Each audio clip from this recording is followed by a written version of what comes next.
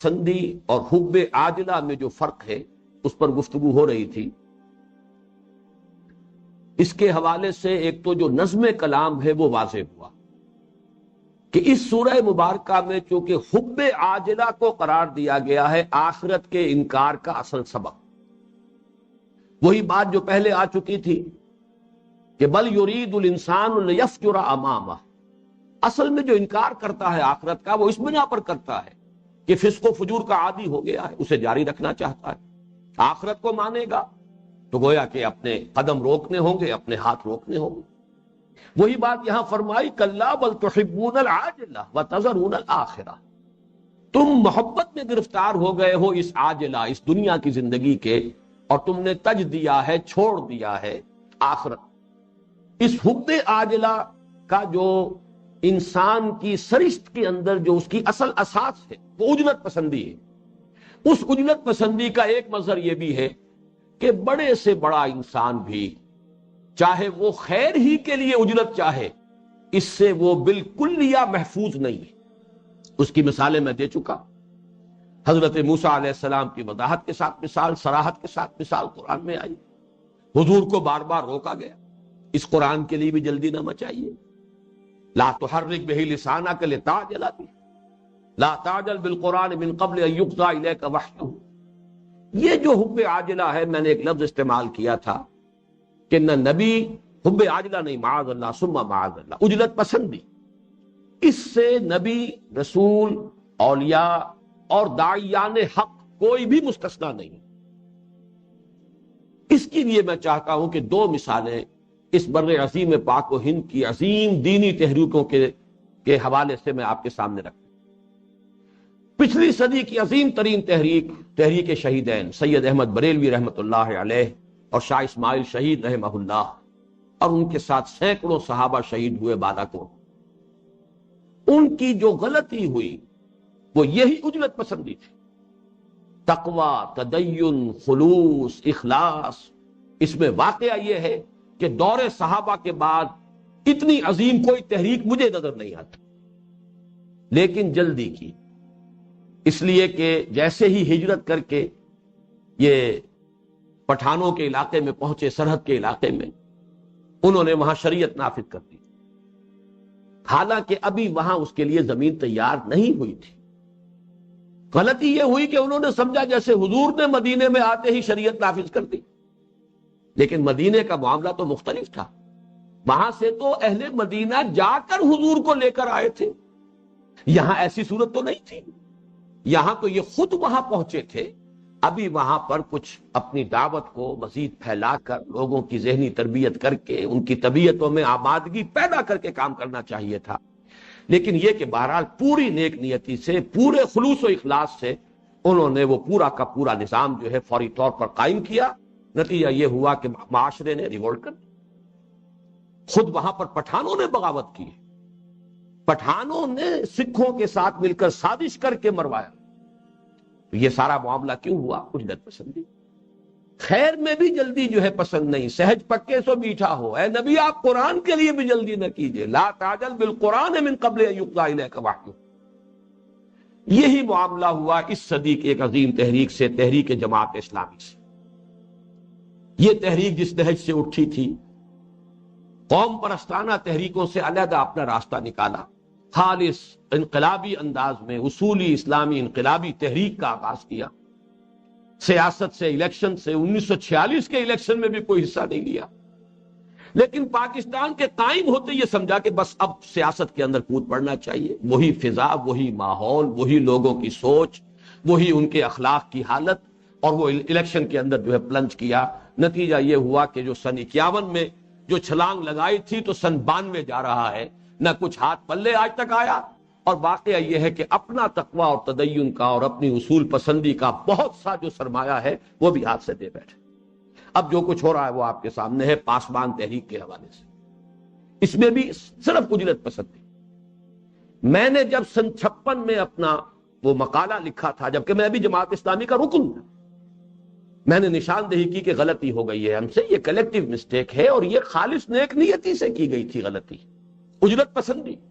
میرا ایک چیپٹر ہے اس میں جہاں میں نے تجزیہ کیا کہ اصل سبب کیا تھا، کوئی بدنیتی نہیں تھی معاذ اللہ، مولانا مودودی کی یا مولانا اصلاحی صاحب کی یا بڑے بڑے لوگ تھے، کوئی بدنیتی نہیں تھی، لیکن یہ کہ عجلت پسندی، جلد بازی، اس کا نتیجہ یہ نکلا ہے۔ تو میں نے وہاں جو ہے اس پوری کتاب کو در حقیقت اس پر بیس کیا ہے کہ یہ اصلاً ایک صحیح ترین اصولی اسلامی انقلابی تحریک تھی، لیکن عجلت پسندی کے ساتھ قبل از وقت سیاسی میدان میں چھلانگ لگا کر اب یہ صرف اسلام پسند قومی سیاسی جماعت بن کر رہ گئی ہے۔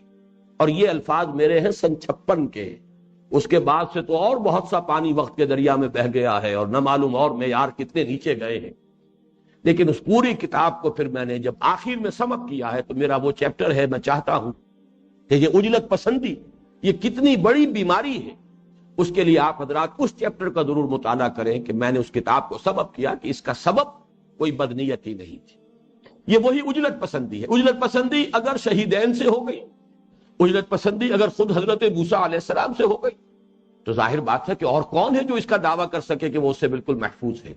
لیکن اس سے آگے کسی بھی بدنیتی کا الزام میں نے نہیں لگایا کبھی بھی، میں اس کی وضاحت کرنا چاہتا تھا۔ اور اس کے حوالے سے آج یہاں پر وہ تحریک جماعت اسلامی میرا سن 56 کا لکھا ہوا مقالہ جو ہے اس کے بھی کچھ نسخے لے آئے گئے ہیں، جو حضرات چاہیں ان کو حاصل کر لیں۔ اب آگے آئیے، وقت تھوڑا ہے، اب ہمیں اس سورہ مبارکہ کی تکمیل کرنی ہے۔ اس کے بعد اب 3 نقشے کھینچے گئے ہیں اس سورہ مبارکہ میں، جسے ہم تصویر لفظی کہہ سکتے ہیں، منظر کشی۔ کل 4 منظر ہیں جو اس سورہ مبارکہ میں آئے۔ ایک منظر آ چکا ہے کہ جو ہماری گزشتہ نشست سے بھی پیوستہ نشست جو ہے پچھلی دوسری نشست سورہ مبارکہ پر جو تھی اس میں آ چکا، وہ ہے قیامت کا نقشہ۔ فَإِذَا بَرِقَ الْبَصَرُ وَخَسَفَ الْقَمَرُ وَجُمِعَ الشَّمْسُ وَالْقَمَرُ يَقُولُ الْإِنسَانُ يَوْمَئِذٍ أَيْنَ الْمَفَرُّ۔ یہ ایک نقشہ ہے، لفظی تصویر ہے۔ اب دوسری تصویر آ رہی ہے، وجوہ یومئذ ناظرہ الی ربہا ناظرہ ووجوہ یومئذ باسرہ تظن ان یفعل بہا فاقرہ۔ یہ میدان حشر کا نقشہ ہے۔ میدان حشر میں جب پوری نوع انسانی کھڑی ہوگی، وجاء ربک والملک صفا صفا، جبکہ پوری نوع انسانی بھی ہوگی، فرشتے بھی پرے بادے کھڑے ہوں گے، پوری نوع انسانی ہوگی، اس وقت لوگوں کی کیفیت کیا ہوگی؟ وجوہ یومئذ ناظرہ، بہت سے چہرے ہوں گے اس روز تر و تازہ، شاداب، کھلے ہوئے پھول کے مانند۔ کیوں؟ بل الانسان علی نفسہ بصیرہ، انہیں معلوم ہے کہ وہ کیا کر کے آئے، انہیں معلوم ہے کہ وہ رحمت خداوندی کے مستحق ہیں، عفو و درگزر کے امیدوار ہیں، انہیں یہ امید ہے کہ اللہ تعالیٰ کی رحمت انہیں ڈھانپ لے گی، انہیں یہ یقین ہے کہ اللہ تعالیٰ مغفرت فرمائے، لہذا چہرے تر و تازہ ہوں گے، کوئی اندیشہ نہیں، کوئی فکر نہیں۔ نظرہ کہتے ہیں اللہ تعالیٰ اس کے چہرے کو تر و تازہ رکھے۔ حضور نے فرمایا نظر اللہ عبدا، جو میری کسی بات کو سنے اور یاد رکھے اور آگے پہنچائے، اللہ اس کو ہمیشہ سرسبز و شاداب رکھے۔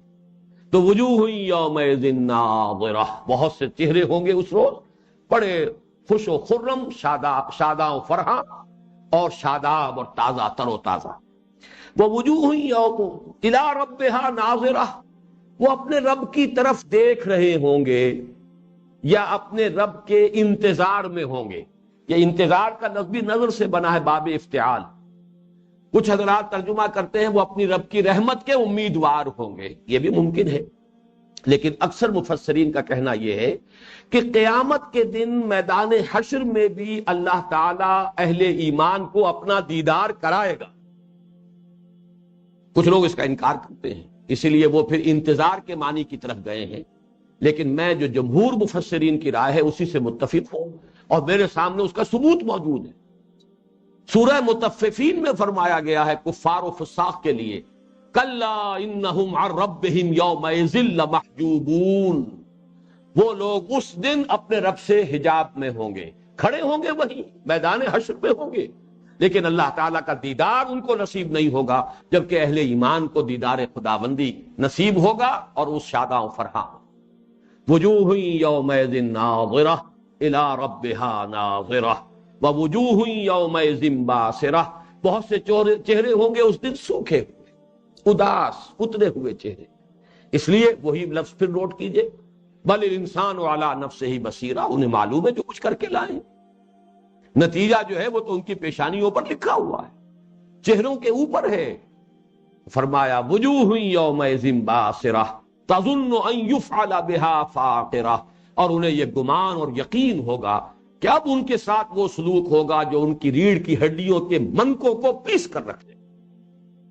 یہ لفظ جو فقر جو آتا ہے، یہ جو منکے ہیں ورٹیبرل کالم کے، ان کو پیس کر رکھ دینے والی شے، کمر توڑ دینے والا سلوک ہوگا ان کے ساتھ، انہیں یقین ہے. بل الانسان علی نفسہ بصیرہ. یہ ایک منظر ہے قیامت کے دن کا، اور جیسا کہ میں تمثیل عرض کر چکا ہوں، یہ بالکل بہت ہی سمجھیے کہ 1/1 کروڑ ایک نقشہ اس کا اگر دیکھنا ہو تو ہائی اسکولوں میں جب بچے کھڑے ہوتے ہیں رزلٹ کے اعلان کے وقت تو یہی نقشہ ہوتا ہے. بہت سے چہرے کھلے ہوئے، بہت سے چہرے اترے ہوئے اداس، ان پر جو ہے ہر طرح کی پشبردگی طاری. اب دوسرا منظر آ رہا ہے، اس کے لیے نوٹ کیجئے حضور کی حدیث، من مات فقط قامت قیامتہ، جو مر گیا جس کی موت آ گئی اس کی قیامت تو کھڑی ہو گئی. تو ایک تو قیامت کبریٰ ہے جو ہونی ہے، قیامت کا دن جبکہ میدان حشر میں سب لوگ کھڑے ہوں گے. یوم یقوم الناس لرب العالمین، جس دن کے تمام انسان جہانوں کے پروردگار کے سامنے حاضر ہوں گے، وہ قیامت کبریٰ ہے. ایک قیامت صغریٰ ہے انسان کی موت. اب یہ عالم نزع کا نقشہ کھینچا گیا. کلا، کیونکہ بہت چندرا کر استہزاء کے انداز میں کہتے تھے ایان یوم القیامہ، کب ہوگا قیامت کا دن؟ ہاں بتائیے، یہ جہاز کہاں نظر انداز ہو گیا، آ کیوں نہیں جاتا، لے آئیے نا قیامت کو. تو اب ان کی جو ڈھٹائی تھی اس کے جواب میں وہ نقشہ کھینچا جا رہا ہے، اور یہ نقشہ وہ ہے کہ جو ہر انسان کے سامنے ہے. کون انسان ہوگا جس نے کسی انسان کو عالم نزع میں نہ دیکھا ہو کہ کیا کیفیت ہوتی ہے؟ یہ قیامت تو تمہارے سر پر کھڑی ہے. وہ قیامت ابھی فرض کیجئے کہ اور 200 برس نہیں آتی، فرض کیجئے، لیکن یہ قیامت تو ہر انسان اپنے سر پر خود لیے ہوئے گٹھلی جو ہے پھر رہا ہے. کیا پتا ہے ابھی جائیں سڑک پر اور ایکسیڈنٹ ہو اور ختم ہو جائے. یہ قیامت تو ہم میں سے ہر شخص جو ہے خود اپنے کندھوں پر اٹھائے پھر رہا ہے. جیسے حضرت مسیح نے کہا تھا کہ آؤ میرے ساتھ اپنی صلیب اٹھا کر آؤ، ہر شخص اپنی موت کو اپنے کندھے پر اٹھائے پھر رہا. اس موت کا نقشہ کیا ہے؟ کلا اذا بلغت التراقی، کوئی نہیں، تمہارا یہ سارا استہزاء ختم ہو جائے گا، یہ ساری ڈھٹائی اور یہ ساری جو تمہاری اکڑفو ہے نکل جائے گی. کوئی نہیں، جب آپ پہنچتی ہے جان، بلغت التراقی، تراقی یہ ہنسلی کی ہڈیاں، جب ہنسلیوں میں آپ پھنستی ہے جان، یہ جس کو ہم یغرغر کہتے ہیں، حدیث کے اندر آیا ہے مادم یغرغر، نزع کے وقت پھر گھنگرو بولتا ہے یہاں آ کر، معلوم ہوتا ہے کوئی چیز آ کر یہاں پھنس گئی. یہ ہے وہ عالم نزع کی تعبیر. کلا اذا بلغت التراقی وقیل من راق، اور کہا جاتا ہے یا کہا جائے گا، ہے کوئی پھونکنے والا، جھاڑ پھونک کرنے والا، کوئی تعویذ گنڈا؟ سے مراد کیا ہے؟ طبیب جواب دے چکے، معالج جواب دے چکے. اب ہر طرف سے مایوسی ہو گئی. تو بڑے سے بڑے پھندے خواں اور بڑے سے بڑے ریشنلسٹ بھی پھر اس وقت کہتے کوئی ہو جائے، کوئی ٹونا ٹوٹکا، کوئی جھاڑ پھونک، کوئی جادو، کچھ چل جائے، کسی طریقے سے جان بچے. وقیل من راق وظن انہ الفراق، اور اسے یقین ہو گیا. یہ ظن کا لفظ جو عربی زبان میں صرف گمان کے لیے نہیں ہوتا، یہ گمان کے مختلف درجے ہیں. ایک گمان غالب ہوتا ہے جو یقین سے بالکل قریب ہے، متصل ہے، اور یقین ہو گیا اسے کہ اب تو یہ جدائی کا وقت آ گیا. انہ الفراق، اب تو یہ محل چھوڑ کر جانا ہی ہے. بڑے چاؤ سے، بڑے ہی ارمانوں سے بنایا تھا، اب یہ سب بیوی بچے جو ہیں اب ان کو داغ مفارقت دینی ہی ہے. یہ سارے لاڈ پیار یہ سب کے سب بہرحال ایک وقت آ گیا ہے کہ اب جدائی ہے. انہ الفراق وظن انہ الفراق والتفت الساق بالساق، یہ ہے وہ عالم نزع کی سختی، اور پنڈلی پنڈلی سے لپٹی ہوئی ہوگی. جان جب نکلتی ہے تو جو تشنج ہوتا ہے انسان کے جسم میں، والتفت الساق بالساق، لپٹی ہوئی ہوگی پنڈلی پنڈلی کے ساتھ. الی ربک یومئذ المساق، اس سے پہلے آ چکا الی ربک یومئذ المستقر، یہاں آیا الی ربک یومئذ المساق. ساقہ یسوق کو کہتے دھکیلنا کسی کو. اسی لیے سواق کہتے ہیں جدید عربی میں ڈرائیور کو. ایک ہوتا ہے قادہ یقودو، اس کے معنی ہے آگے سے کھینچنا. اگر آپ کسی کو کھینچ رہے ہیں آگے سے، یہ ہے قادہ یقودو. اسی سے قائد کا لفظ بنا ہے. قائد آگے ہوتا ہے اور وہ لوگوں کو اپنے پیچھے لے کر چلتا ہے، قائد. اور ساقہ یسوق کو دھکیلنا، جیسے گھوڑے کے پیچھے سائس بیٹھا ہوا ہے، وہ اسے دھکیل رہا ہے، وہ اس کے پیچھے ہوتا ہے. اسی طریقے سے کار کے انجن کے پیچھے بیٹھا ہوا ہے اس کے سٹیئرنگ پر ڈرائیور، تو یہ ہے ساقہ یسوق کو دھکیل کر لے جانا. اور سواق ڈرائیور، اسی لیے یہ لفظ استعمال ہوتا ہے. الی ربک یومئذ المساق، تیرے رب ہی کی طرف اس دن تو چاروں ناچار دھکیلے جانا ہے. اور بالآخر وہ ہوگا جو پہلے آ چکا، الی ربک یومئذ المستقر، اس دن تو تیرے ہی رب کے حضور میں جا کر بہرحال کھڑے ہو جانا، پیشی وہی ہوگی، جائے قرار وہی. اب چوتھی تصویر آ رہی ہے، اس کو اب ذہن میں لائیے، چشم تصور سے دیکھیے. کوئی ابو جہل، کوئی ابو لہب، کوئی ولید بن مغیرہ، کوئی عقبہ ابن ابی معیط، کوئی شخص جس نے یہ آیات سنی اور سن کر بڑے غرور اور تکبر کے ساتھ، اوہ کیا ہے، خامخواہ کی ایک تک بندی کر رہا ہے یہ شخص، خامخواہ ہم پر دھونس جما رہا ہے. اس نے کہیں سے شاعری سیکھ لی ہے، کہیں کاہنوں سے تربیت لے آیا ہے، کہیں کوئی غلام رکھا ہوا ہے اپنے گھر میں عجمی، اس سے ڈکٹیشن لیتا ہے، ہم پر دھونس جماتا ہے. یہ کہتا ہوا پیٹھ موڑی اور چل دیا. چھوڑو جی چھوڑو، کہاں ان کی طرف اپنے توجہ کر کے اپنا وقت ضائع کرنا ہے. اس نقشے کو ذہن میں رکھیے. فلا صدق ولا صلی، تو اس بدبخت نے نہ تصدیق کی نہ نماز پڑھی. یہ ذرا نوٹ کر لیجئے. ہمارا جو اگلا درس ہے، حصہ سوم جو ہے منتخب نصاب کا، اس میں پہلا لفظ آئے گا قد افلح المؤمنون الذین هم فی صلاتهم خاشعون. کامیاب ہو گئے اہل ایمان جو اپنی نمازوں میں خشوع اختیار کرتے. ایمان کا مظہر اول نماز ہے، اور تصدیق کے معنی ایمان ہے. ایمان کے معنی کیا ہے لفظی؟ تصدیق بما جاء بہ النبی صلی اللہ علیہ وسلم، تصدیق کرنا نبی کی نبوت و رسالت کی، یہ ایمان ہے. ان کے دعوے کو مان لے. فلا صدقا، تو تصدیق نہیں کی، یعنی نہ ایمان لایا، اور ایمان کا جو مظہر اول ہے ولا صلی، نہ نماز پڑھی. ولکن کذب وتولی، اس کے برعکس روش کیا اختیار کی؟ جھٹلا دیا. نہیں جی یوں ہی بس تک بندی ہے، شاعری ہے، سحر ہے، جادو سیکھ آئے ہیں، کوئی کاہنوں سے تربیت حاصل کر لی ہے، ان کا دعویٰ غلط ہے، کوئی رسالت نہیں، کوئی نبوت نہیں، کوئی اللہ کی طرف سے کلام نہیں آیا، من گھڑت باتیں ہیں. ولیکن کذب، جھٹلایا، وتولی، اور پیٹھ موڑ لی، روگردانی کی، پہلو موڑا اور چل دیا. ثم ذهب الى اهله يتمطى، پھر چلا اپنے گھر والوں کی طرف اینڈتا ہوا، اکڑتا. اب دیکھیے آپ نے تصویر لفظی، حضور کے سامنے کوئی ہے، آپ دعوت دے رہے ہیں، آپ یہی فرض کیجئے یہی سورت مبارکہ پڑھ کر سنا رہے ہیں، لیکن وہ متکبرین، وہ لوگ مترفین، وہ جو ان کے سردار تھے، ان لوگوں کا طرز عمل کیا تھا؟ فلا صدق ولا صلی ولکن کذب وتولی ثم ذهب الى اهله يتمطى اولا لک فاولا ثم اولا لک فاولا. تباہی ہے تیرے لیے اور پھر تباہی ہے تیرے لیے. ایک رائے یہ ہے کہ یہ ویل سے یہ لفظ جو ہے یہ مقلب ہے، بدلا ہوا ہے، الٹا ہوا لفظ ہے. بہرحال اس کی جو لغوی بحث ہے وہ طویل ہے، اس وقت میں اس میں نہیں جا سکتا، اس لیے کہ آج کے نشست میں یہ صورت ہمیں مکمل کرنی ہے.